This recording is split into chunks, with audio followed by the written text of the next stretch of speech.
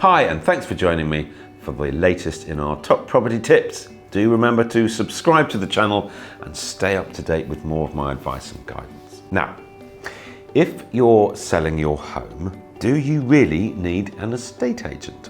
Or could you perhaps sell it privately and save yourself a packet? There's lots to consider. Estate agents charge fees. Now, whether that's a high street agent or online, there is an added cost.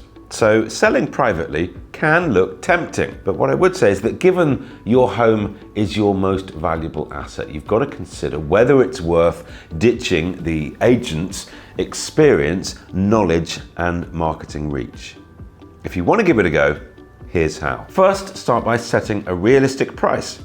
See what similar properties in your area have sold for, and use one of my property reports to help you do this. If you're going to ask estate agents to give up their time and give you a valuation, then it's only fair that you explain that you are actually considering selling privately.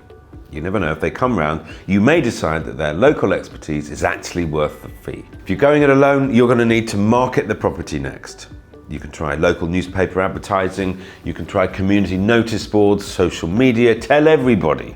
Word of mouth is free.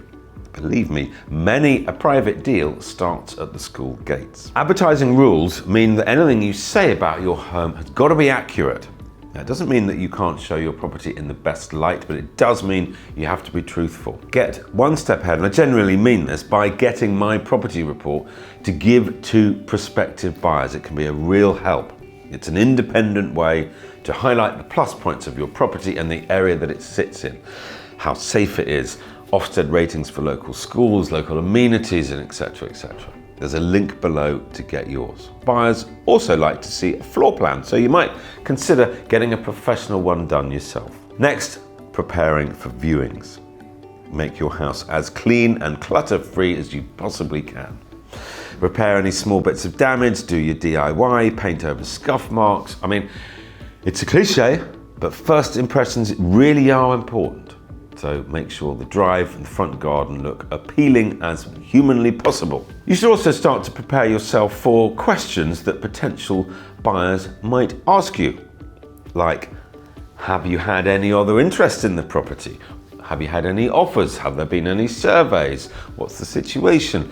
What fixtures and fittings are included in the price? How much is the council tax? And questions into your forward plans and why you're moving. Negotiating a property deal can be difficult, and it can often be an emotional time as well. The very kind of nature of the process is that the buyer obviously going to want to pay the minimum amount, and you, the seller, will want to get the maximum possible.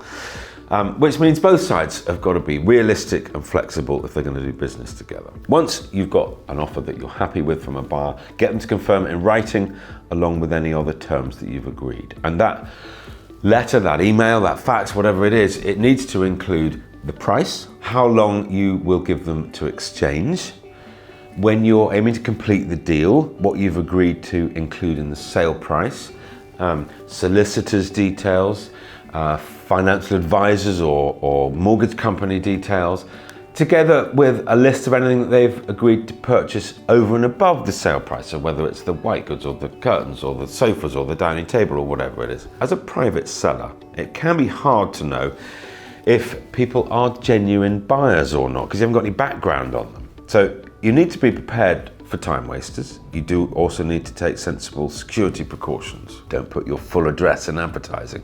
Wait until you've spoken to someone before giving the full information and details. Make sure that you have their full contact details and information before they visit. And I think it's a good idea to have somebody else around during viewings. There we have it. There's lots to consider. We'd love to hear from you if you've sold a property privately. How did it work out for you? Would you do it again?